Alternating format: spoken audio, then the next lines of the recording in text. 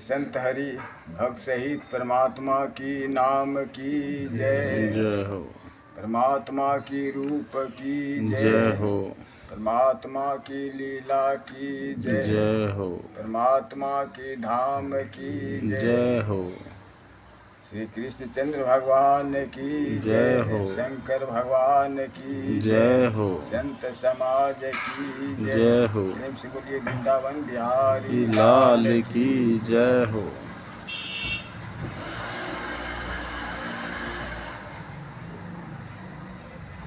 हरे राम राम राम हरे हरे हरे कृष्ण कृष्ण कृष्ण हरे हरे हरे राम राम राम हरे हरे हरे कृष्ण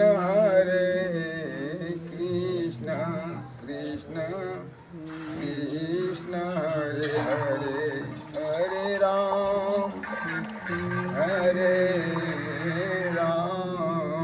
राम हरे हरे हरे राम राम राम हरे हरे हरे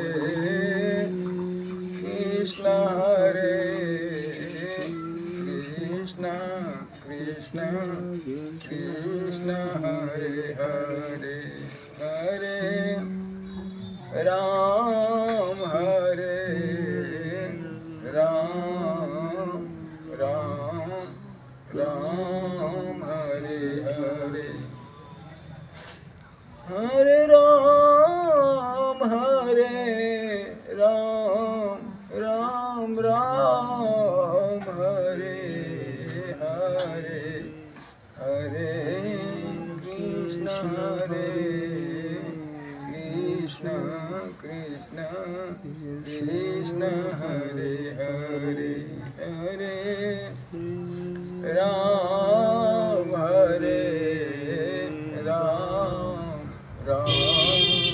राम हरे हरे। प्रेम से बोलिए श्री कृष्णचंद्र भगवान की जय हो। प्रेमी सज्जनों भक्तजन, बहुत अद्भुत सी बात है। कल की प्रसंग से फिर आगे बढ़ रहा हूँ। बहुत अद्भुत सी, बहुत रहस्यमयी सी एक नज़ारा है। जो कहा जाता है जैसी दृष्टि वैसी दिखती है सृष्टि। सृष्टि देखने की नजरिया, दृष्टि सबका अलग अलग होता है। ऐसा नहीं सोचा जाएगा कि जिस तरह से मैं देख रहा हूँ सृष्टि संसार को, लोग को, उसी प्रकार से सभी लोग देख रहे हैं। ऐसी बात नहीं है। तो संतों ने भी कहा है कि जैसी दृष्टि वैसी सृष्टि। संतों ने एक वाणी में कहा है, जैसा खाओगे अन्न वैसा होगा मन, जैसा पियोगे पानी वैसी निकलेगी वाणी, जैसा करोगे संग वैसा चढ़ेगा रंग। ऐसा महापुरुषों ने क्यों कहा है? जैसी होगी सृष्टि जैसी होगी दृष्टि वैसी होगी सृष्टि, या जैसी सृष्टि को देखोगे वैसी ही दृष्टि भी हो जाएगी। तो अद्भुत सी बात यहाँ यह है कि पहले बता देता हूँ कि परमात्मा का व्यवस्था इस संसार में सबके लिए अलग अलग होता है। जो जैसे परमात्मा के तरफ जितनी भाव से प्रेम से जितना ऊपर उठता है, उसके लिए परमात्मा भी उसको अलग अलग व्यवस्था करता है। यह देखा जाता है। कहा गया है परमात्मा के दरबार में सब समकक्ष है, ऐसी बात भी नहीं सिद्ध होता है, क्योंकि परमात्मा किसी से पक्षपात नहीं करते। परमात्मा उसके कर्म के अनुकूल फल देते हैं। जो कर्म करेगा उसको फल तो परमात्मा देंगे, जो नहीं करेगा उसको परमात्मा फल कैसे देंगे? तो सबकी दृष्टि एक समान परमात्मा को कैसे होगा? क्योंकि सबका कर्म एक समान नहीं है, सबका सोच एक समान नहीं है, सबका दृष्टि एक समान नहीं है। तो उसी प्रकार से परमात्मा अपने भक्तों के लिए व्यवस्था और दृष्टि और सोच और विवेक अलग प्रकार से देते हैं, जिसे परमात्मा अपनी ओर खींचना चाहते हैं, भक्तों को अपनाना चाहते हैं। भक्तों को जिस भक्तों पर संतोषजनक परमात्मा का विश्वास हो जाता है, वैसे भक्तों के लिए मैं कह रहा हूँ कि एक खास सृष्टि बनाते हैं। वो कौन सी खास सृष्टि है, कौन सी खास दृष्टि है? व्यक्तिगत भक्तों के लिए ये भी ध्यान देना। तो व्यक्तिगत भगवान अपने भक्तों के लिए ऐसा व्यवस्था करते हैं कि लाखों के बीच में अगर भक्त हो उनका, तो लाखों लोगों के बीच में अपने भक्त से दर्शन देते हैं। भक्त उन्हें देखता है और वो भी भक्त को देखते हैं। बात विचार भी होता है, भक्तों से भगवान का वार्तालाप भी होता है और लाखों के बीच में। लेकिन लाखों अंधा होता है, किसी को कोई पता नहीं चलता है। भक्त को भगवान का काम हो जाता है। प्रेम से बोलिए आनंद कंद भगवान की जय हो। तो इसलिए भक्तों की रक्षा करते हैं और भक्तों को विश्वास होता है, क्योंकि भक्तों के साथ ऐसे कई घटना हो चुका होता है। भक्तों के साथ ऐसी ही कई उनकी प्रमाण मिल चुका होता है। परमात्मा पर पूर्ण विश्वास होने का भक्तों को ऐसी परमात्मा उनके चमत्कार, उनके अनेक प्रकार के विभूतियाँ, शक्तियाँ ऐसे दे देते हैं, अद्भुत शक्तियाँ प्रदान कर देते हैं, जो वास्तव में संसार में लोगों को पास नहीं होता है। वो अपने में खुद भक्त अनुभव करता है। तो भक्तों को जो भगवान धन देते हैं ना, अचल धन, उस संसार को पता नहीं चलता है, केवल भक्त को ही पता चलता है। जैसे गूंगा को गुड़ खिला दिया जाए तो बोले कि कैसा लगता है, तो बेचारा बोल नहीं सकता, लेकिन खूब आनंद होता है कि हाँ मुझे अच्छा लग रहा है, मीठा लग रहा है, लेकिन बता नहीं सकता। उसी प्रकार से भक्त के पास भगवान का कृपा होता है ना, तो भक्त को वर्तमान में ही अनेक प्रकार की उनके पास शक्तियाँ, विभूतियाँ, उनके पास अनेक प्रकार के रिद्धियाँ, सिद्धियाँ अपने आप चरण चूमने लगती है और उनको ऐसा लगता है कि मैं जिस ग्रंथ को देखता हूँ, ग्रंथ हमारे लिए एक सरल हो जाता है, सहज हो जाता है। और जितना लिखा हुआ ग्रंथों में है, उससे ज़्यादा महसूस होता है, विवेक में विश्लेषण होता है, अनुभव होता है, आभास होता है, अभ्यास होता है। तो अपने को बहुत धन समझता है भक्त, अपने को बहुत धन समझता है। तो जैसे इस विषय पर आप श्री रामचरितमानस से आ जाओ, वहाँ की प्रसंग से चलो। जब कैकेयी माता राम, लक्ष्मण, भरत, शत्रुघ्न को चारों को अपने गोद में एक समान से प्यार करते थे, अपने भरत को जितना प्यार करती थी, उससे ज़्यादा प्यार स्नेह राम में उनको था।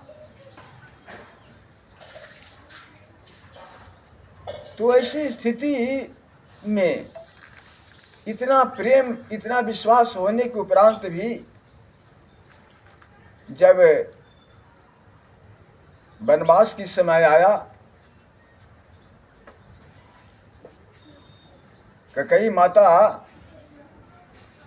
के मंथरा ने जब उल्टी बुद्धि फेर दी, ये भी कोई लीला ही था। ये सब प्रभु की लीला ही है, किसी को कुछ करने से नहीं होता है, सब प्रभु की लीला होता है। वो भी उनके लिए कल्याणकारक ही था।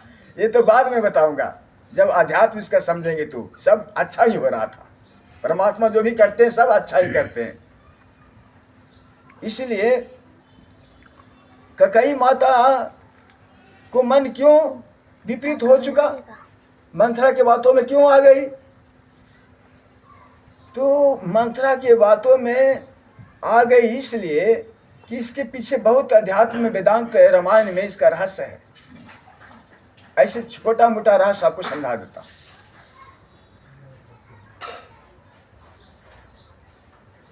कि भगवान लीला करना चाहते थे। भगवान का विचार था कि जब मैं राजा बन जाऊंगा तो राजपाट संभालूंगा, तो फिर मैं राजपाट के सिंहासन में बंध जाऊंगा। अब बंधा हुआ स्वतंत्र कार्य नहीं कर सकता। तो इसके लिए श्री राम जी का जब समय नजदीक आया, बोलवाला हुआ कि राम को राज तिलक कर दिया जाए, सभा में सब वशिष्ठ मुनि भी सब उनके सदस्यगण जितने भी थे, मंत्रीगण जितने भी, अनेक प्रकार के जितने भी उनके समाज में थे, सबको यह स्वीकार हुआ दशरथ को कहने पर। तो भगवान श्री राम सोचने लगे कि अब मैं क्या करूं, अब तो मैं विवश हूं। तो प्रभु श्री राम अपने माया नचा दी, सरस्वती को आवाहन करके, ये गुप्त रहस्य है, सरस्वती को आवाहन करके सरस्वती को बताया कि तुम भी काम कर सकती हो, मुझे मदद कर सकती हो, क्योंकि आपकी जो कला है वो ऐसी होगी कि संसार को कुछ और लगेगा और लीला कुछ और हो रहा है और पता भी किसी को नहीं चलेगा। तो सरस्वती को आश्वासन दी कि मुझे अब वनवास में रहने वाले ऋषि मुनि महर्षियों से अब आ गया समय उनको प्रेम आदान प्रदान करने का। उनको भी कई ऐसी हमारा भक्त का पुकार है, हमारे भक्तों के इसी काम है, जिस भक्तों के काम के लिए मैं आया हूँ, भक्तों के रक्षा के लिए, भक्तों की सुरक्षा के लिए, भक्तों के कल्याण के लिए मैं यहाँ आया करता हूँ। तो ऐसे मेरे अनेक भक्तों वनवास में हमारे लिए एक टक मतलब कि ध्यान करते हुए हमारी प्रतीक्षा कर रहे होंगे, और उनकी प्रतीक्षा अगर समय पर मैं दर्शन नहीं दूं तो ये हमारे लिए बड़ा अनिष्टकारी होगा। इसलिए लौकिक और परलौकिक का जो संबंध है अलग होता है। अलौकिक संबंध परलौकिक, लौकिक संबंध अलौकिक नहीं जान पाते, अलौकिक का मार्ग लौकिक में नहीं समझा सकते। ये अलग अलग, जैसे स्वप्न की संसार और ये जागृत का संसार अलग होता है, वैसे ही अलग होता है लौकिक का संसार और अलौकिक संसार। तो उनकी कौतुक करना था, उनको प्रभु को लीला करना था। तो एक अलौकिक मार्ग सरस्वती को दर्शाया कि सरस्वती तुम काम कर सकती हो, मंथरा को बुद्धि फेरो और हमारे मंथरा को बुद्धि फेरते हुए हमारी माता को स्वीकृति के लिए तुम हाँ कहवा दो, ताकि मैं वनवास जा सकूं, तो काम बनेगा। नहीं तो राजपाट का बंधन में बंध गया तो जो मैं करने आया हूँ भली भांति हो नहीं पाएगा। इस हमारी लीला में आपको सहमति देना पड़ेगा। सरस्वती बोली कि प्रभु आपका दासी जो कहिए सो मैं करने को तैयार हूँ। कहा मेरी माता की जिह्वा पर वास कर लेना, और जो होना है, जो करना है, जो काम कर दो। तुम तो खुद जानती हो क्या करना है।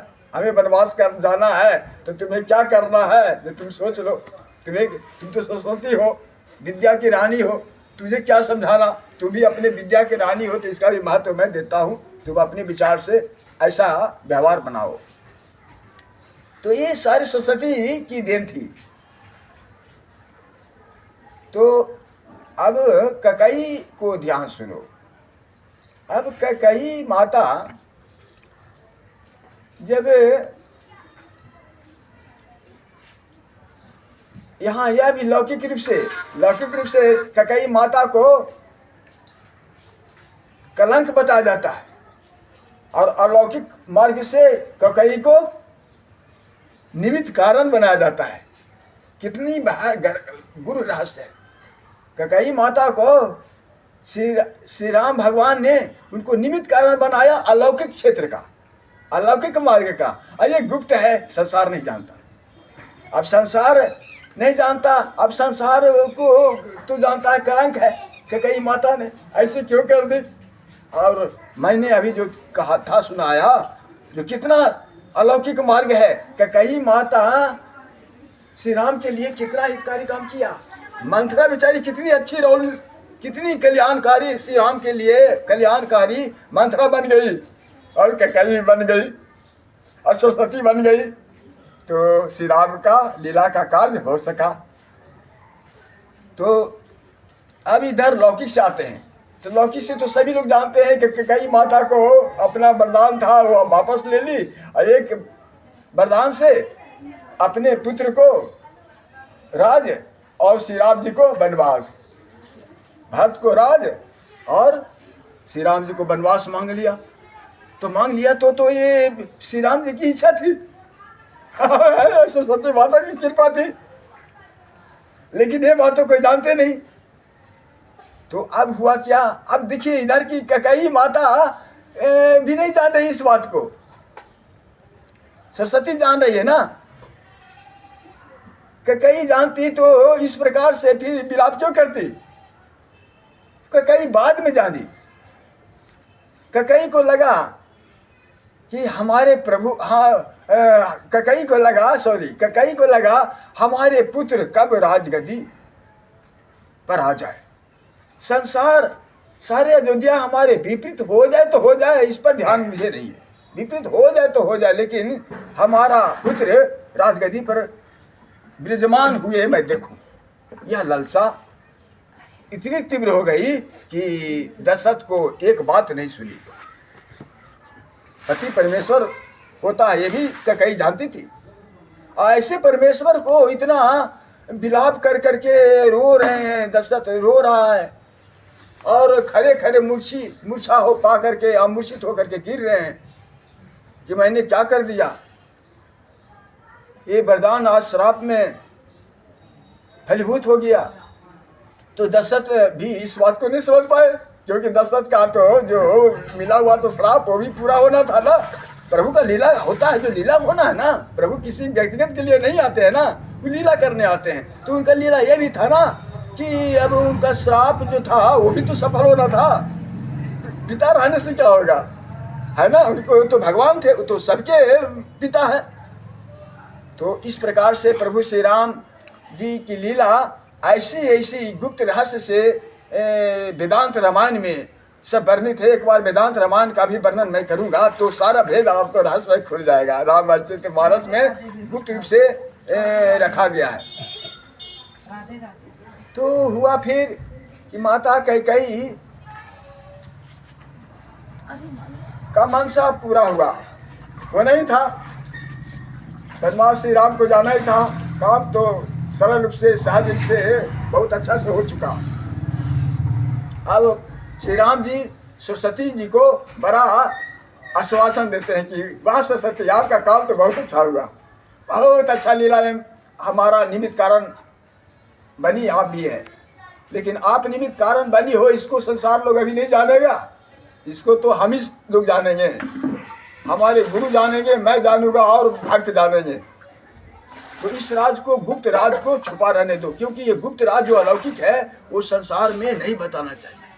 क्योंकि संसार में बताएंगे तो भेद खुल जाएगा। क्यों भेद खुल जाएगा कि संसार में जो लोग हैं वो लौकिक संसार में रहने वाले लोग हैं। अब वहाँ की कथा यहाँ नहीं चलेगा और यहाँ की कथा वहाँ नहीं चलेगा, दोनों की कथा अलग है। अब दोनों की कथा जो जानने वाला है वो तो परम भक्त होगा, वो दोनों की कथा जानेगा ना। दोनों पक्ष की ओर कथा जानने वाले तो भगवान होंगे ना, और परम भक्त होगा। तो इसलिए इसको भक्ति को गुप्त रखा। परमात्मा भी हर जगह है लेकिन वो गुप्त रूप से रहते हैं, उनकी लीला भी गुप्त होती है, उनके प्रकृति में काम भी गुप्त होता है। हर प्रमाण मैं दे रहा हूँ परमात्मा का कि गुप्त होते हैं, है ना। उनका लीला भी गुप्त रूप से हो रहा है ना। अब तो जो मूल प्रसंग था तो दोहरा नहीं सकते, आप तो बाद में आई। बहुत मूल प्रसंग था वो तो बाद में आप बताएंगे आप। अब फिर आगे का प्रसंग, माता कैकेयी को मनसा पूरा हुआ तो इतना आनंद हुई, इतना आनंद हुई। आनंद में कौन? दो, मंथरा और कैकेयी। आनंद मिला दो का, अब बाकी को सबको वियोग मिला, सबको शोक मिला। सारा अयोध्यावासी शोक, कोई प्रजा भी सुखी नहीं, कोई प्रजा भी उसके पक्ष में नहीं। जब भरत आया अपने ननिहाल से तो जो अयोध्या पर अयोध्यावासी पर नजर पड़े तो सब नीचे सर कर ले। तो समझ गया कि बात क्या है, ऐसे ऐसे ऐसे ऐसे क्या हुआ। लेकिन शत्रुघ्न और भरत कुछ बोल नहीं पा रहा है जनता से। अचानक वो पहुँचे तो कथा तो बढ़ जाएगा विश्लेषण करने पर। भाव जो समझाना चाह रहा हूँ वो भाव पर मैं केंद्रित आऊँगा। मैं जो भाव समझाना चाह रहा हूँ कि जो रहस्यमय जो रहस्य है, सार रहस्य है, वो मैं समझाना चाह रहा हूँ। तो माता कैकेयी को तो बहुत खुशी हुई, उछल रही थी, थिरक रही थी। मंथरा दोनों मिलकर पूरी खुशियाँ मना रही थी। इतने में आ गया भरत। तो भरत माता तक पहुँचते पहुँचते सबसे पहले तो राज दरबार के सारे माहौल को भाप लिया दोनों। तो नजर पड़ते माता को विधवा भेष देखकर चौंक गए कि वाह, ये जो मैं सोच रहा हूँ वो क्या सही है, सपना है वो क्या सही है। सपना अवस्था में भी आ जाता है संकेत, भरत को संकेत आ गया था। तो आते अब माता कैकेयी को बड़ा खुश, मंथरा को बहुत खुश देखा भरत ने। समझ गए कि ऐसी बात क्या है कि हमारे माता और मंथरा खुश है, बाकी सब ना खुश है। ऐसा कौन सा लीला हुआ होगा, ऐसा कौन सा कांड हुआ होगा जिसमें कि ये दो खुश रहे बाकी सब ना खुश हो। ये मैं तो समझ नहीं रहा हूँ। ऐसा खुशी और ऐसा शोक का महत्व नहीं समझ रहा हूँ, मैं भी नहीं। बात क्या है? तो जब भेद खोली कैकेयी माता, बस राम को वनवास सुनते ही भरत को अब तो मूर्छा अवस्था आ गया और अब वो कुछ सुन नहीं रहे हैं विशेष बात। अब उनको कुछ माइंड भी काम नहीं कर रहा है। अब वो शोक अवस्था में इतने ग्रसित हो गए भरत, और माता कैकेयी बोलते जा रही है, सारा वृतांत समझाते जा रही है। फिर भरत को उनकी एक एक शब्द ये कांटा की तरह नहीं, एक तरह से तलवार की तरह चुभ रहा था। और मूर्छा की अवस्था में अधूरा माता की बातों पर ध्यान भी दे रहा था। और कहा कि इस तरह से दृष्टि देखते देखते राक्षस और राक्षस पिशाचिन जो होता है उसको कैसे देखा जाता है, उस प्रकार से भरत देखने लगा। तो फिर ये दृष्टि देखकर कैकेयी माता को भी अब दृष्टि बदल गया कि भरत हमें ऐसे क्यों देख रहे हैं। तो समझ गई कि वो माहौल मिला होगा वातावरण बाहर का, तो इसलिए हो सकता है। फिर भी चलो, तो मैं समझाना यह चाह रहा हूँ कि माता कैकेयी को कितना व्यग्रता थी सुख पाने का। कैसा सुख पाने का? पुत्र का राज सुख देखने का। कितना जल्दी देखूं अपने पुत्र भरत को राज सिंहासन पर बैठे, आराम को जल्दी बरमास जाते। और इस प्रकार से जब हुआ, और भरत जब उनको, माता जी को जब यह कहा कि तुम्हें जीभ नहीं गल गई, तुम्हें जीभ में कीड़ा नहीं पड़ गया, मेरी माँ कहाँ चली गई? मेरी माँ थी जो गंगा के समान थी, पवित्र थी, अब मेरी माँ कहाँ चली गई? माँ से दर्शन कब होगा? कहा कि मैं तो माँ बोल रही हूँ। कहा नहीं, तू माँ नहीं, मेरी माँ तो गंगा की तरह पवित्र थी, मेरी माता का नाम तो रोशन था, मेरी माता का महिमा और मेरी माता का आदर्श तो शब्दों से नहीं कहा जा सकता था।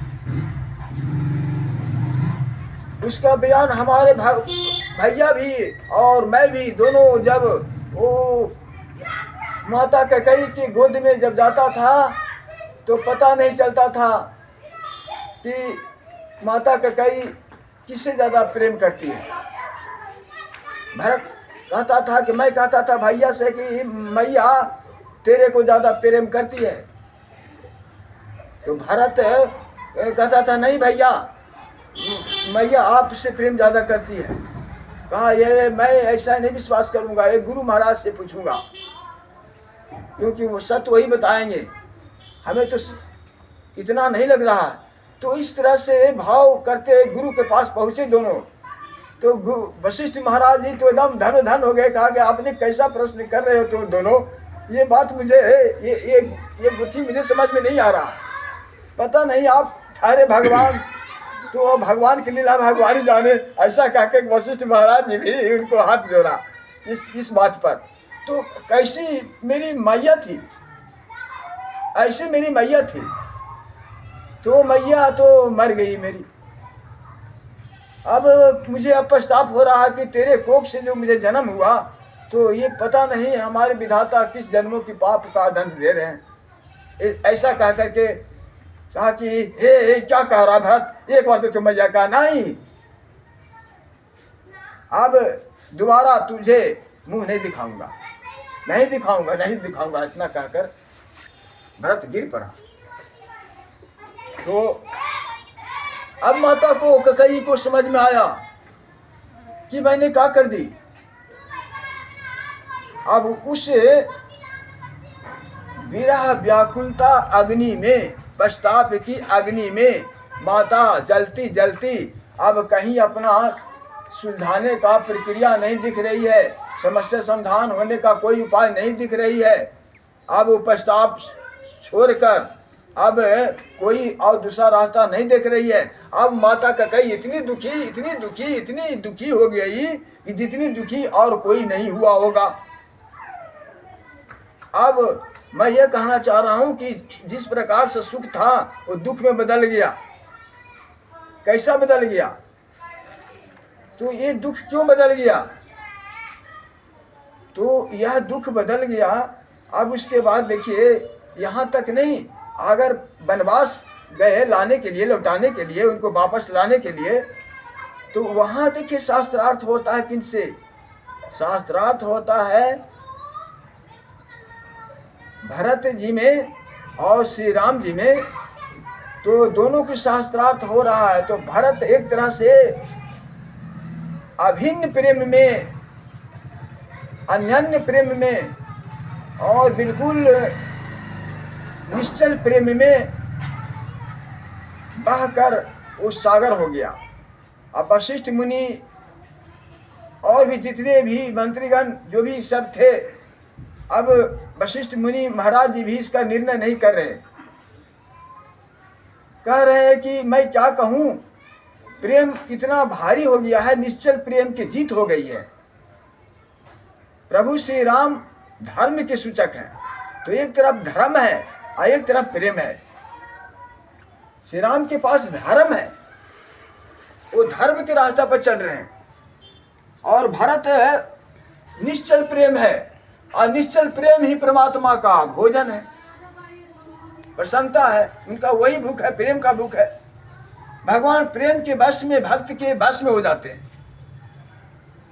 प्रेम के वश में, भक्त के प्रेम के वश में प्रकृति को भी बदल देते हैं, अपनी ब्रह्मा विधि विधान को भी बदल देते हैं। इतना तक पावर होता है निश्चल प्रेम में। अब ऐसा निश्चल प्रेम भरत को जब सभा में बात निकली, और एक तरफ धर्म श्री राम जी का कि ठीक है आप भरत ऐसा न बोलो, ऐसा आपके लिए तो मैं प्राण दे सकता हूँ, आपका प्रेम में मैं बिक चुका, मैं हार चुका, लेकिन ये तू ही आप बताओ कि ठीक है प्रेम तो सदा रहेगा ही रहेगा और था ही, लेकिन ये जो हमारे पिता का जो शब्द झूठा हो जाएगा तो कितनी दुख की बात है। हम लोग रघुकुल रीति सदा चली आई, प्राण जाई पर वचन न जाइए, वचन झूठा हो जाएगा तो कितना बड़ा कलंक हमारे कुल वंश पर लगेगा, ये भी तो सोच लो। तो ये धर्म की बात हुई। तो इस धर्म की बात में अब है जो मतलब कि अब वशिष्ठ मुनि अब कहते हैं कि अब मैं हिसाब करने में असमर्थ हूँ, मैं यहाँ पर मैं गुरु हूँ, लेकिन गुरु होकर मेरे पास इतना समर्थ नहीं है कि मैं आप लोग को ज्ञान दे सकूं। इतने कहते कहते, फैसला करते करते कोई बोला कि जनक महाराज जी पधार रहे हैं। अब उन लोग को शांत हुआ मियाज, वशिष्ठ महाराज जी को विचलित हो रहे थे, जवाब देने में असमर्थ हो रहे थे, फैसला करने में असमर्थ हो रहे थे। इतने में बात सुनकर बड़ा दिल ठंडा हुआ कि हाँ, अब जनक जी आ रहे हैं तब तो समस्या समाधान हो जाएगा। हमारे माथा का जो टेंशन था और जो ये सब जो हमारे पास जो समस्या था अब समाधान हो जाएगा, ऐसा विश्वास हुआ दशरथ को। तो वशिष्ठ मुनि ने कहा कि अब यही विराम शब्दों में, अब चंद शब्दों में अब सभा बंद करता हूँ, और अब जब तक विदेही जनक नहीं पहुँचते हैं तब तक फिर मैं अब सभा को यहीं पर स्थगित रखता हूँ। अब उनके आने के उपरांत ही अब सभा लगेगी और उसमें निर्णय होगा। अब इसके बीच में अब बहुत लोगों को आश्वासन हुआ, अब बहुत लोगों को विश्वास हुआ, जय हो, बहुत लोगों को विश्वास हुआ कि अब तो हमारे अब तो आगे भरत को ही भरा दिया, ठंडा हुआ, दिल ठंडा हुआ। और कई माता को भी विश्वास हो गया, कौशल्या माता को भी विश्वास हो गया, सबको विश्वास हो गया, क्योंकि ये सब जानते थे कि जनक राजा विदेही है और विदेही से श्रेष्ठ ज्ञान होता नहीं है। सबको पता था कि विदेही पहुंच गए इस शुभ अवसर पर तो सोना में सुहागा हो गया। अब हम सबका टेंशन मुक्त हो गए, अब सबका भार अब जनक जी के आधार से सरल होगा और संभव होगा। और फिर हुआ, फिर रात गुजरी, फिर सुबह फिर सभा लगी, सभा सब बैठे हुए थे। फिर भरत का, राम का, फिर अपना भरत संवाद और श्री राम संवाद होने लगा। भरत ने बहुत प्रेम से, आंसू से बिलख कर, रो कर अब इतना पछताने लगा कि हे भैया आप निर्मोही इतना ना बन जाओ, मैंने कौन सा कसूर किया है, मेरा कौन सा गलती है जिससे आप इतना दंड दे रहे हो, मेरा गलती बता दो भैया, मैं पछताव करने के लिए तैयार हूँ, मैं उस गलती को स्वीकार करने के लिए तैयार हूँ, लेकिन आप जैसे पहले थे वैसे हमें चाहिए। कहा कि अरे भरत तू ऐसा ना बोल, तू ऐसा ना बोल, जो प्रेम पहले था उससे ज्यादा प्रेम है, उससे ज्यादा प्रेम है, ऐसा तुम मत मान। लेकिन यहाँ मैं क्या बताऊं, अब तो मैं आपको बेमोल बिक गया, आपको मैं बेमोल बिक गया, मैं आपको भैया आपके चरणों पर गिरता हूँ, भैया आप जीता, मैं बात मान गया, मैं सहमत हूँ। हम अपने विश्वामित्र, अपने वशिष्ठ गुरु देव से और अपने विदेही जनक जी के वचनों से मैं पूरी तरह से संतुष्ट हूँ, मैं संतुष्ट भी हूँ और मैं हार गया हूँ। भरत से मैं हार गया, अब तो आप लोगों की इच्छा पूरी करनी ही पड़ेगी। सबको खुशी आई। कहा कि लेकिन एक बात मुझे भी बोलने का आप लोग आज्ञा दें। जनक ने कहा बोलो बोलो श्री राम बोलो। कहा बस यही कि प्रभु हमारे पिता का वचन का क्या होगा। रघुकुल रीति सदा चली आई, प्राण जाई पर वचन न जाई, यह शब्द का क्या होगा। इतने बड़ा वंशज रघुकुल को क्या होगा। अगर सब झूठा हो जाए तो हम लोग का क्या मन विचलित नहीं होगा। आप लोग का विचलित मन नहीं होगा। आप लोग को अच्छा लगेगा। आप लोग भी अच्छा कहेंगे कि अच्छा हुआ। हमें ये समझा। अब इस विषय पर भाई सबको मुंह में ताला लग गया कि बात तो सही है। प्रभु श्री राम ने कहा कि ऐसा है कि आपका भी बात रहा, मेरा भी बात रहा। पिता को वचन को भी पालन, हम चारों भाई को बराबर करना है और इसमें सबका योगदान भी उचित ही है। तो ऐसा है कि 12 वर्ष होते 14 वर्ष होते 14 वर्ष होते एक दिन की देर मैं नहीं करूँगा और मैं चला आऊँगा। पिता का भी वचन रह जाएगा और फिर ये भी वचन रह जाएगा। स्वीकार करना पड़ा। तो वहाँ विजय किसकी हुई? धर्म की कि महाप्रेम का? धर्म की। क्योंकि भगवान आते हैं किसके लिए? धर्म की रक्षा करने, प्रेम की रक्षा करने के लिए नहीं। प्रेम से मोहित होते हैं, प्रेम तो प्यारा लगता है। प्रेम के अधीन में तो अपना विधि विधान भी बदल देते हैं, लेकिन धर्म है भैया, है ना। धर्म सबसे आगे होता है, धर्म सबसे ऊपर होता है। धर्म से बड़ा और कुछ कोई कर्म नहीं होता है। इसलिए धर्म का महत्व इतनी बड़ी है जो भक्त को पता है। इसलिए भगवान श्री कृष्ण ने भी अर्जुन को कहा कि मैं अवतार लिया हूं धर्म की रक्षा करने के लिए, तो मैं धर्म की रक्षा कर रहा हूं और तुम्हें भी निमित्त कारण बनाना चाहता हूं। ये धर्म रक्षा में जो तूने कहा रहा कि मेरा गुरु है, वो गुरु जब तू ज्ञान सीख रहा था और जब वो धर्म तक सीमित था, जिस समय धर्म में तुम भी धर्म पर था और वो भी धर्म पर था, गुरु भी धर्म पर था और तुम भी धर्म पर था। गुरु को ज्ञान देना धर्म था और तुझे ज्ञान लेना धर्म था। लेकिन यहाँ तेरा गुरु विपक्ष रूपी अधर्म की ओर सब बढ़ चुका है। तो धर्म और अधर्म सबसे बड़ा क्या होता है? धर्म। तो धर्म की रक्षा करने के लिए तुम्हें इसे मारना होगा, क्योंकि धर्म से जो अलग है वो बैरी है। चाहे अपना परिवार क्यों न हो, अपना पत्नी क्यों न हो, अपना बेटा बेटी भी क्यों न हो, अगर अधर्म की ओर है तो उसे दंड देते हैं कि नहीं? साम दाम दंड भेद देते हैं कि नहीं? क्यों? अरे तुम क्यों धर्म कर रहा है कि नहीं? तो हम लोग बस इतना ही देते हैं। तो धर्म पर जो अगर शत्रु भी है, अधर्म में आया हुआ है, धर्म पक्ष में है, अगर शत्रु भी है धर्म पक्ष में, तो वही तेरा मित्र है, क्योंकि प्रभु का वही भक्त है। धर्म पर चलने वाले प्रभु का भक्त होता है। तो प्रभु का भक्त है, जो धर्म पर चल रहा है वो प्रभु का भक्त है। तब प्रभु से भक्त से हम बैरी कैसे हो सकते हैं? अपना परिवार तो हमारा बैरी हो सकता है, क्योंकि अपना परिवार छूट जाता है ना। अपना परिवार तो अपना कर्म से आता है, अपना कर्म करता है, तो ये तो छूट जाता है, टूट जाता है, सबको टूट जाएगा, छूट गया। लेकिन भक्ति नहीं टूटती है, भक्ति नहीं छूटती है, धर्म नहीं टूटता है, धर्म नहीं छूटता है, भगवान नहीं छूटते हैं। संसार सब छोड़ देगा लेकिन भगवान नहीं छोड़ेगा, और भक्त भी संसार छोड़ देगा लेकिन भगवान नहीं छोड़ेगा। तो भक्त भगवान में इतना अटूट संबंध है, इतना मजबूत रस्सी है कि वो नहीं टूट सकता, और संसार का संबंध टूट जाता है। अंतर यही है। तो भक्त का प्रेम भगवान से क्यों नहीं टूटता? जबकि भक्त को दुख ही दुख होता है।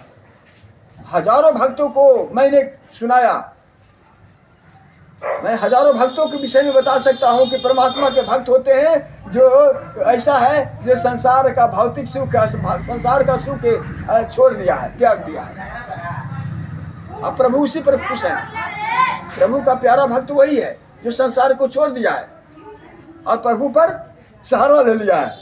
भगवान कहते हैं कि अरे तुम मेरा सहारा ले लिया तो संसार का सहारा से क्या जरूरत है? अरे तुझे संसार कब तक सहारा देगा? अरे तेरे तू गर्भ में था तब तो तेरा संसार सहारा नहीं दे रहा था। गर्भ में था तो तेरा नाक कान संसार तो नहीं बना रहा था, तेरा माता पिता भी नहीं बना रहा था। उस समय मैं ही पाल रहा था और मैं ही आपको हाथ पैर बना रहा था। तो आज भी मैं ही आपको कुछ कर सकता हूं। इसलिए भगवान पर भरोसा करो, क्योंकि भगवान नहीं छोड़ते। इसलिए भगवान भक्त होते हैं ना, जो भगवान को पकड़ लेते हैं तो यहाँ तो 25-50 वर्ष के लिए जो झूठा मेला है और झूठा है इससे पार हो जाता है। इसको त्याग करके ना और वो पार हो जाता है, उसका भला हो जाता है। क्योंकि जब तक इधर नहीं त्यागेगा तब तक प्रभु का हाथ कैसे थामेगा? मीरा कब थामी हाथ? मीरा जब सोने की दीवार में थी ना, रानी बनी हुई, तो जब सोने की दीवार में रहते तो भगवान हाथ थामते नहीं ना। तो सोने की दीवार उसको बेकार लग रहा था। अब यहाँ मैं कह रहा हूँ कैकेयी माता को, अब कैकेयी माता को अब जो उस समय जिस समय से उस प्रस्ताव में तो जल ही रही है, अब वहाँ से श्री राम जी को बात जब मान गए भरत तो कहा भैया बारा निर्मोही हो भैया। कहा कि अरे प्यारे भरत निर्मोही तो होना ही चाहिए, क्योंकि मोह तो बंधन है, निर्मोह होना पड़ता है। निर्मोह निरपेक्ष है ना, भक्ति में होता है। निर्विकार ये सब भक्ति का लक्षण है। तो जो निर्विकार हो जाता है, प्रभु की ओर ध्यान कर लेता है, प्रभु पर सहारा छोड़ देता है, प्रभु जो भी करोगे तो आप ही करोगे, आपके बिना तो कुछ होगा भी नहीं। हम अपने से तो अपना मन बुद्धि से तो कुछ कितना क्या करेगा, कौन करेगा? अपना मन बुद्धि से संसार में क्या कर लेगा? प्रभु की कृपा से सब होगा, प्रभु से ही होना है। तो प्रभु सब देख रहे हैं। अब प्रभु को कहना पड़ेगा कि प्रभु ये चाहिए चाहो चाहिए, कहना पड़ेगा। प्रभु भगवान परमात्मा तो जितने भी जीव बनाया है ना, सभी जीवों पर उनका ध्यान है ना। जब सभी जीवों को वही खिलाते हैं, हम तो 2-4 परिवार को खिलाते हैं और भगवान सभी संसार के सभी जीवों को खिलाते हैं। कोई भूखा नहीं मरता यहाँ कोई जीव, है ना। चाहे जल में जीव हो, चाहे थल में जीव हो, चाहे आकाश में जीव हो, जितने प्रकार के जीव हो, कोई भूखा नहीं मरता है, सबको भगवान आहार देते हैं। तो इतना जानो, विश्वास करो कि भगवान संसार में इतना सबको दे रहा है, सभी जीवों को दे रहा है, तो क्या हम पर उनको ध्यान नहीं है? हमको अलग से कहना पड़ेगा क्या? नहीं ना, हमको अलग से कहने की जरूरत नहीं है। हमें तो ये कहना कि प्रभु आप हमें अब कहने की जरूरत पड़ेगा, प्रभु आपकी कृपा के लिए मुझे एक कहना पड़ेगा। आप तो सब पर ध्यान है, एक चींटी पिपरी मकड़ी पर भी, हाथी जानवर पंछी पर भी, मक्खी मच्छर में भी, सबको पर आपके ऊपर ध्यान है, तो हमारे ऊपर भी ध्यान है। तो इसलिए प्रभु आज जो लीला है जो हमारे साथ जो संसार में, तो यह संसार तो किसी को नहीं हुआ है। और संसार की तरफ जो रहकर जो भी भगत संसार की तरफ रह के धर्म किया है, कर्म किया है, वो उस धर्म कर्म को विनाश नहीं हुआ है। वो धर्म कर्म काम नहीं किया है, उस धर्म कर्म में कोई सफल नहीं हुआ। जो इधर का ध्यान देकर के, संसार के ध्यान देकर के भौतिक वस्तु को और संसारिक सुख और क्षणिक सुख के लिए जो ललायत है, जो जीव चटपटाता है, जिसको इच्छा है, तो समझिए कि प्रभु को नहीं हो सकता। इसीलिए हमें प्रभु को होना है। तो हमें प्रभु को होना है तो क्या रास्ता है? प्रभु को हो जाना है। प्रभु का हम कैसे हो? तो प्रभु रास्ता बताया है धर्म का, कि अपने परिवार से बड़ा तेरा धर्म है, और रोजगार व्यापार व्यवहार से बड़ा तेरा धर्म है, सबसे बड़ा तेरा धर्म है। और वास्तव में पहले धर्म को जानो या ना जानो, लेकिन हर कोई धर्म को स्वीकार करता है। एक दुकानदार भी दुकान खोलता है ना, तो दुकान खोलने के पहले वो पहले पूजा करता है, आरती अगरबत्ती जलाता है कि नहीं? तो अपने अपने दुकान भी अपने अपने पूछता है ना। तो इस प्रकार से लक्ष्मी प्राप्त करने के लिए, जो भी कुछ करने के लिए, कहने का मतलब तू भगवान से कुछ कहो नहीं, भगवान सब देख रहे हैं, आपकी क्या जरूरत है वो भी सब समझ रहे हैं, सब जान रहे हैं। अलग से हमारी समस्या कहने की जरूरत नहीं है, हमारी समस्या भी देख रहे हैं, हमारा बुद्धि भी देख रहे हैं, हमारा अनुभव भी देख रहे हैं, हम क्या करने जा रहे हैं, क्या सोचने जा रहे हैं, क्या हम कहेंगे, क्या हम सोचेंगे, वो भी पहले जान रहे हैं वो। तो उनसे आप ऐसा सरेंडर बोल लो, हे प्रभु हम आपको सरेंडर बोलते हैं, हम अब हमको ऐसा ना बनाओ कि कुछ कहना पड़े, अब आप ही बताओ हम क्या करें, आप ही रास्ता दिखाओ प्रभु हम क्या करें। इसलिए रास्ता आप इतना कहो कि हे प्रभु मुझे मार्ग दिखाओ, हे प्रभु मुझे मार्ग पर आगे बढ़ाओ। देखिए फिर प्रभु कैसी कृपा करते हैं। और यहाँ कर्म क्या करना है, कर्म है भगवान श्री कृष्ण अर्जुन को कर्म योग, 3रा अध्याय कर्म योग से बताया है कि कर्म कैसे करना चाहिए। अर्जुन को बताया है, लेकिन अर्जुन को निमित्त लेकर के सारे संसार को बताया है। तो कर्म का विधान बताया है, तो कैसा कर्म करना चाहिए तो सुन लीजिए, अच्छी तरह से सुनिए, क्योंकि ये कर्म तो संसार कर ही रहे हैं, लेकिन संसार का कर्म सब गलत है या झूठा है। तो ये झूठा कर्म काम नहीं करेगा। कर्म कर रहा है लेकिन सब उल्टा काम कर रहा है।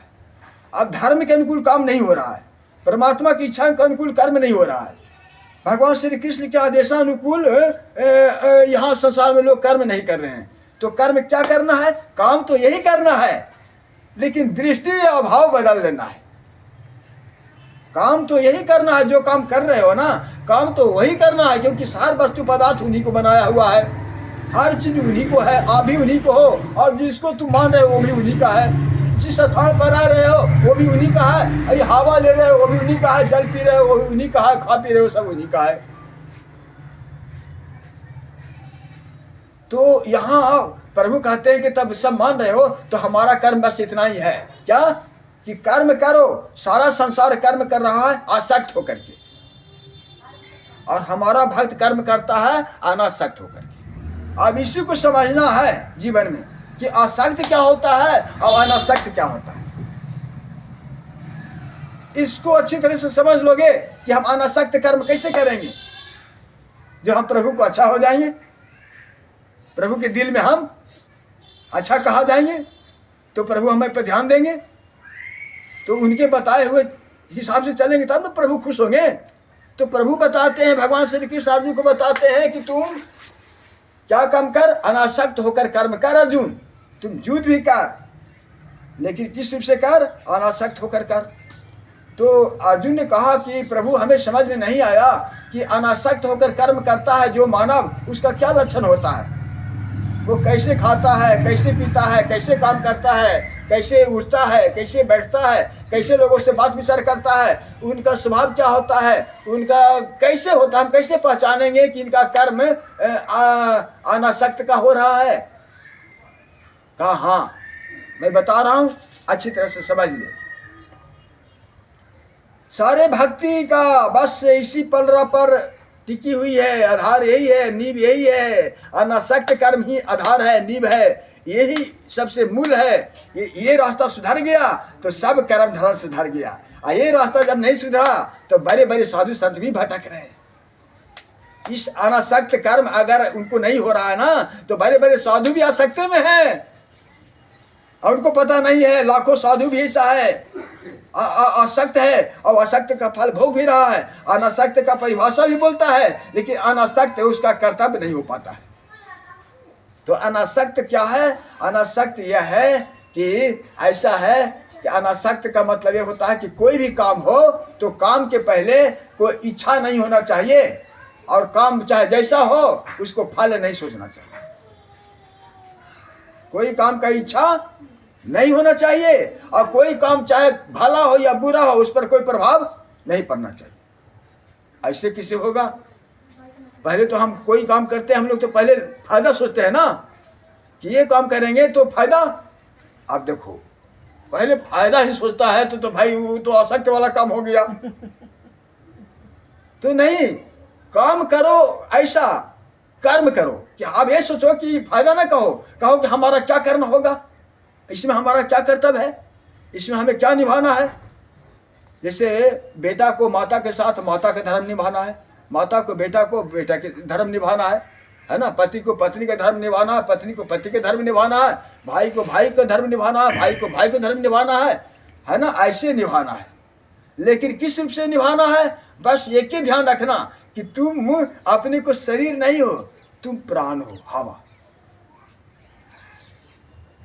यही है अनासक्त। अनासक्त होने का मैं रास्ता बता रहा हूं।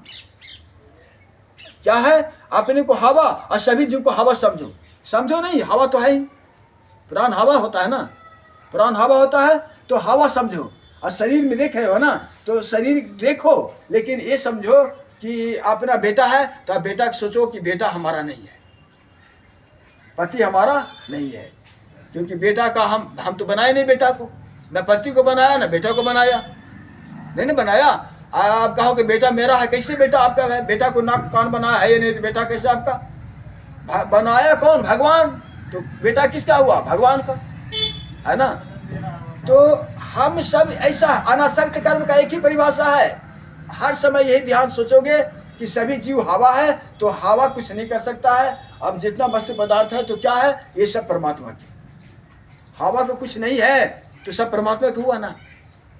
अब तेरा मेरा खत्म हो गया, समाप्त हो गया, क्योंकि सबको हम हवा देख रहे हैं। तेरे को तेरा हम नहीं देख रहे हैं, तेरे को हम हवा समझ रहे हैं, उनको भी हम हवा समझ रहे हैं, अपने को भी हम हवा समझ रहे हैं। और हवा तो है, काया से प्राण निकलेगा तो वही ना मूल है।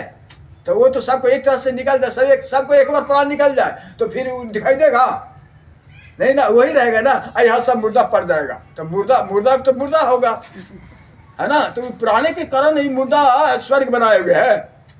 तो स्वर्ग है किस बल पर? प्राण पर। तो हमको उसको प्राण का रूप है जो ही सोचे, प्राण इसमें समा गया तो हम शरीर समझ गए। तो नहीं, ऐसा अलग समझो, शरीर अलग समझो और प्राण को अलग समझो। तो ऐसा समझोगे तो क्या होगा? सब भगवान का हो जाएगा। कि हमारा भी कुछ नहीं भाई, हमारा हाथ भी हमारा नहीं भाई, भगवान का है ना। ये भी अपना हम बनाए ना, तो सब भगवान को हुआ कि नहीं? तो सब भगवान को हुआ तो मान लेने में क्या है भाई? फिर हम ये हमारा तेरा मेरा कह के हम पाप क्यों करें? हमारा तेरा मेरा कह करके हम आसक्त क्यों हो जाए? हम दुख के कारण क्यों बने? है ना। तो कहो कि किसके है भैया? ये राम जी की, ये राम जी के काम, राम जी की खेती, राम जी की चिड़िया, राम जी के खेत, है ना। कहा है संत लोग ने, कहा राम जी की चिड़िया, राम जी के खेत, खाला चिड़िया भर भर पेट। अरे तुम यहाँ खाओ ना, तुम खाने के लिए भगवान दिया है, तुम खाओ और अपना कर्म करो। क्या कर्म करो? अपने परिवार के लिए नहीं, क्योंकि परिवार अब तेरा नहीं है, अब सोचिए भगवान के है, तो हम परिवार के लिए हम कैसे लोभ करेंगे? हम अपने लिए, तो हम भी अपना हमारा नहीं है, तो फिर हम किसके लिए स्वार्थ करेंगे? हो गया ना भगवान का सब। जब अपने को काया समझोगे ना, आप प्राण को भूल जाओगे, तो काया है माया। काया क्या है? माया। जब तक काया तब तक माया। काया जिस दिन खत्म होगा उसी दिन माया खत्म होगा। तो बताओ, जब काया खत्म हो जाएगा तो माया खत्म करके क्या करोगे? अरे काया रह करके माया खत्म करो, काया रहते माया खत्म करो। अब जब तेरे काया खत्म हो जाए तो फिर माया तो खत्म हो ही जाएगी, तो फिर माया का क्या रहस्य होगा? प्रभु परमात्मा कहेंगे, लो मैंने दिया था काया माया से खत्म होने के लिए, तो तू माया पकड़ के आया है यहाँ, है ना।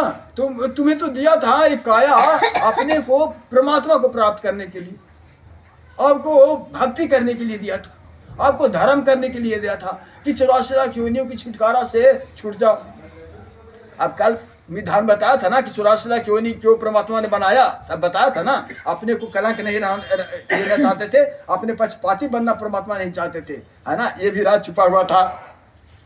कल का जो जमराज का और नचिकेता का बात बताया था, है ना। आज उसी रहस्य पर मैं चल रहा हूँ। आज मैं ये देख रहा हूँ कि सुख दुख देख रहा हूँ, तो सुख दुख वास्तव में ना मानने को सुख दुख है, और नहीं तो सुख दुख कुछ नहीं है। जब अपने प्राण को देखोगे ना, तो प्राण को सुख दुख कैसा? देखिए, सुख दुख होता है ना, इच्छा होता है ना, किसको होता है? ये सूक्ष्म शरीर को होता है। एक बात ध्यान से सुन लेना, सूक्ष्म शरीर को सुख दुख होता है। छल कपट प्रपंच सब कौन करता है? सूक्ष्म शरीर करता है। आसु शरीर का भी कोई दोष नहीं है, हाथ पैर का कोई दोष नहीं है। ये इसमें सूक्ष्म शरीर है ना, उसका दोष है। और जमराज पकड़ने आता था किसको? ध्यान देना बढ़िया से, जमराज किसको पकड़ता है? इस शरीर को नहीं ले जाता है, काया तो यही पर रहता है ना, वो ले जाता है सूक्ष्म शरीर को। जो पाप किया है ना। तो जमराज सूक्ष्म शरीर को ले जाता है कैसे? आप कहिए कि आत्मज्ञानी मरेगा, नहीं, मैं भी नहीं मरूंगा। कहिए आप बताओ कैसे आप नहीं मरोगे? मैं बता रहा हूँ, जमराज की पकड़ में नहीं आऊंगा इसलिए नहीं मरूंगा।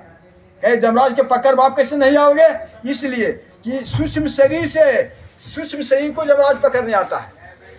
जमराज किसको ले जाता है? सूक्ष्म शरीर को, प्राण को, सूक्ष्म शरीर को, प्राण को। प्राण प्रकृति से बना हुआ है, ये प्राण में ही सब कुछ लोभ क्रोध है ना। और जो भक्ति आत्मज्ञान तत्व ज्ञान से अपने साक्षी में, दृष्टा में, साक्षी दृष्टा का मैं बड़ी भेद बताया हूँ। साक्षी में मैंने जो देख रहा, सुन रहा, कर रहा, जो नहीं सुन रहा, इसको जान रहा है, वो साक्षी। साक्षी दृष्टा जो इसमें जीने वाला देही है ना, देही, देह में या देही में अंतर है, वो देही।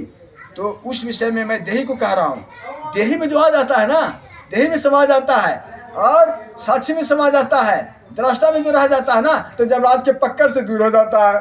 जमराज से नहीं पकड़ाता क्योंकि सूक्ष्म शरीर को पकड़ रहा है और सूक्ष्म शरीर से वो परे हो गया। आत्मा परे है ना, सूक्ष्म शरीर से आत्मा परे है, तो वो जमराज पकड़ना चाहता है तो कैसे पकड़ाएगा? हवा को कैसे पकड़ोगे आप? हवा को नहीं ना पकड़ोगे। तो जमराज आता है हवा पकड़ने, तो सूक्ष्म में आता है, तो वो तो सूक्ष्म में पकड़ लोगे तो सूक्ष्म में पकड़ा दोगे। अब आत्मज्ञानी तत्वज्ञानी सूक्ष्म शरीर से परे हो जाता है, अलग हो जाता है। कहाँ? आत्मा में। आत्मा के 112-15 लक्षण बताया हूँ मैं, लिखा हूँ भी। उस आत्मा में रहोगे तो जमराज के पकड़ से भाग जाओगे, दूर हो जाओगे। जमराज नहीं पकड़ पाएगा, जमराज पकड़ेगा सूक्ष्म शरीर को, और सूक्ष्म शरीर में हम नहीं रहेंगे। क्यों? मैं त्रिगुणातीत हो जाऊंगा, गुरु से परे हो जाऊंगा, द्वंद्व से परे हो जाऊंगा, परमात्मा से अलग हो जाऊंगा। कहने का मतलब ये है, ये बहुत गहरी बात है, 10 मिनट में समझ में नहीं आएगा, लेकिन गीता में भगवान श्री कृष्ण आदमी को यही समझा रहे हैं कि इसको तो समझने में बहुत देर लगेगा, है ना। ये तो हम ब्रह्मास्मि तत्वमसि सोऽहम् मया आत्मा ब्रह्म, ये ज्ञान होगा तब है जो ये जमराज इसको नहीं पकड़ पाएगा। तो इसमें सूक्ष्म शरीर को जमराज पकड़ के ले जाता है, अब कारण शरीर को नहीं ले जाता है। कारण शरीर को पकड़ में नहीं आता है, कारण शरीर प्रकृति का माया है, नहीं पकड़ में आता है। अब कारण शरीर से भी पार हो जाता है, वो तो कारण शरीर को भी पकड़ सकता है जमराज, लेकिन उससे भी पर प्रकृति को पकड़ सकता है, लेकिन उससे भी परे हो जाता है आत्मा में, साक्षी में, दृष्टा में।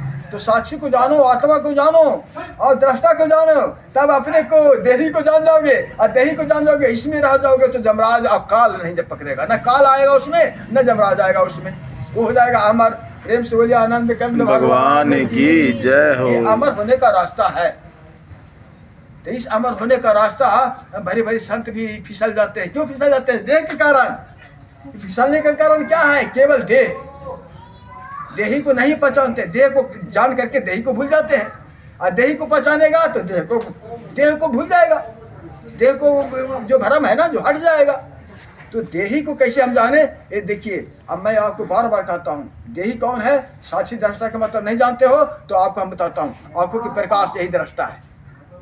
आंखों के प्रकाश के जमराज ले जाएगा पकड़ के? नहीं ले जाएगा, ये प्रकाश को नहीं ले जाएगा।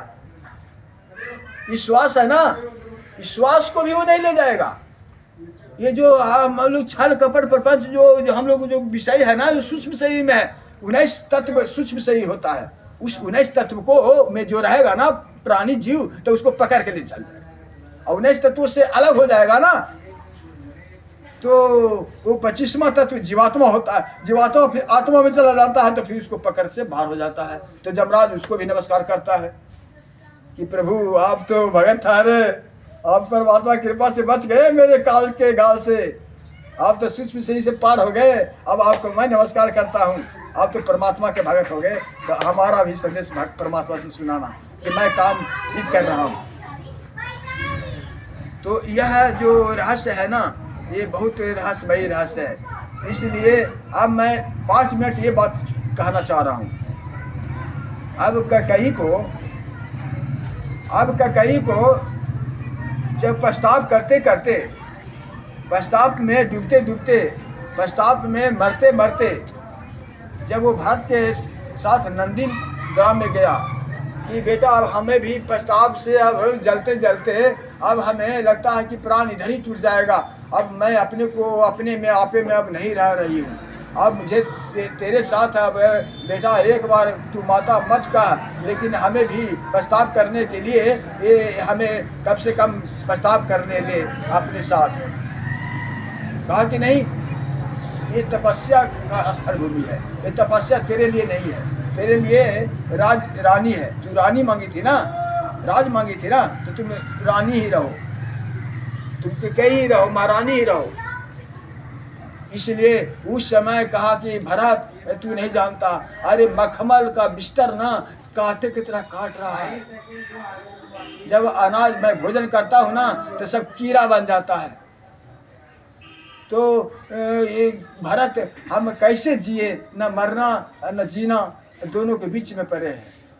कहा कि हो सकता है प्रभु कृपा तेरे प्रस्ताव से जब समस्या समाधान हो जाए तो इसी प्रस्ताव में तू समस्या समाधान कर, तेरी करनी तेरी भरनी। तो फिर बताओ कई माता को कितना बड़ा दुख हुआ कि मखमल भी कांटा की तरह काट रही है, चुभ रही है। तो यहाँ जो हम लोग को सुख क्यों लग रहा है वस्तु भौतिक पदार्थों में, हम लोग ये सब भाव को नहीं जानते। प्रभु के भक्ति को हम लोग भुला चुके हैं और प्रभु को ध्यान भुला चा करके हम लोग संसार बंधन में फंस करके और संसार की ओर हम लोग व्यवहार कर रहे हैं। जिससे लोग संसार में करता है उसी प्रकार से व्यवहार कर रहे हैं, इसीलिए हम लोग दुख कष्ट संकट में फंसे हुए हैं।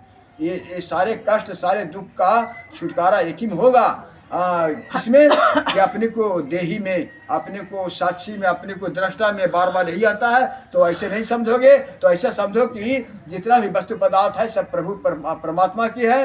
ये सारे संसार परमात्मा की दुकान है, सारे जितने वस्तु पदार्थ है सब प्रभु परमात्मा की सौदा है, और जितने भी लोग हैं सब परमात्मा की ही अतिथि है।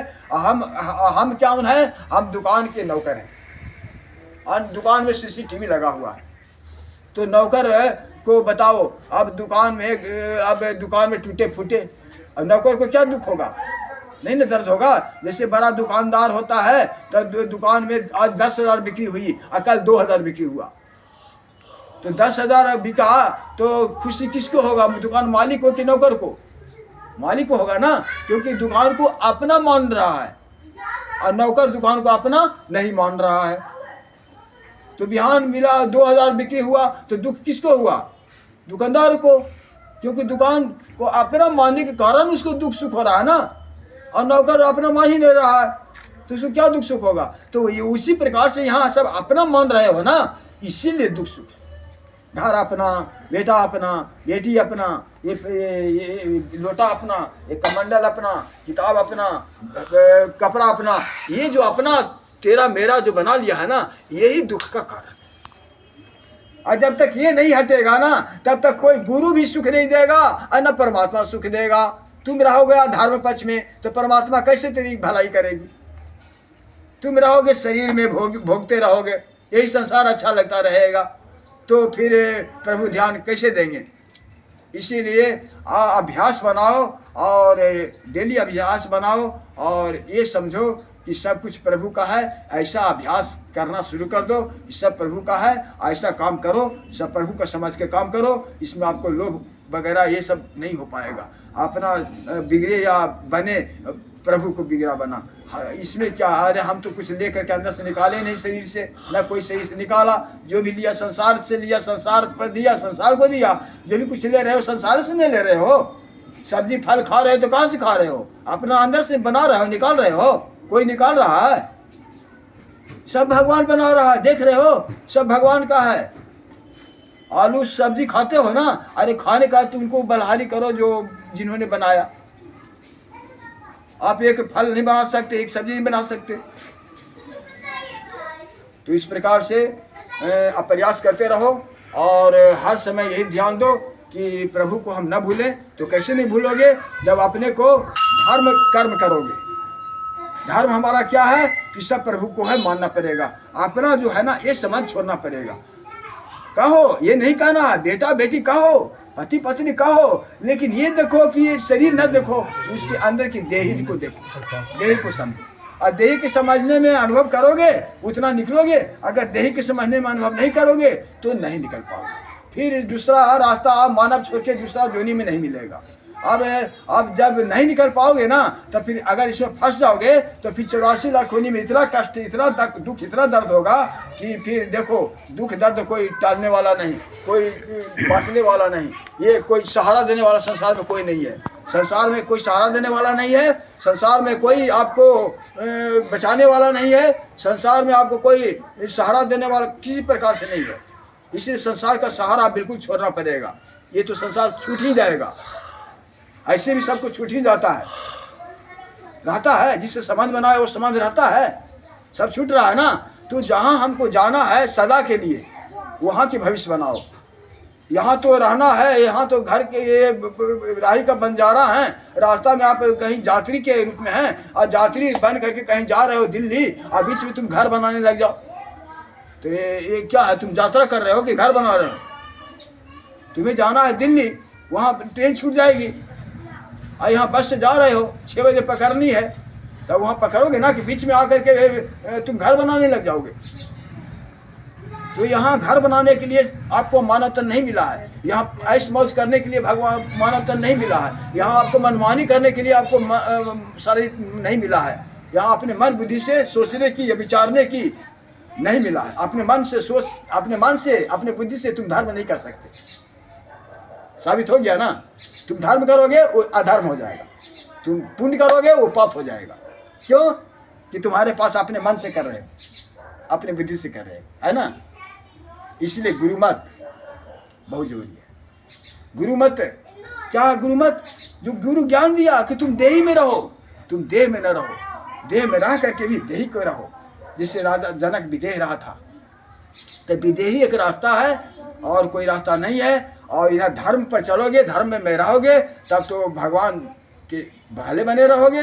और धर्म में नहीं रहोगे, मनमानी करोगे, तो धर्म आपका नहीं रहेगा, और धर्म नहीं रहेगा तो आपका सब नाश हो जाएगा। यहाँ भी कोई सुख दुख, यहाँ भी कोई सुख नहीं मिलेगा, और वहाँ तो विनाश होना ही है।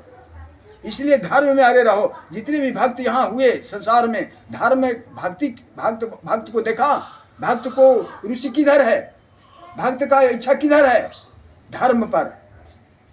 इसलिए धर्म में अडिग रहो। अच्छा, आज का प्रवचन बस इसी चंद शब्दों में विराम दे रहा हूँ। हरे राम राम राम हरे हरे, हरे कृष्णा कृष्णा कृष्णा हरे हरे, हरे राम राम राम हरे हरे, हरे कृष्णा कृष्णा कृष्णा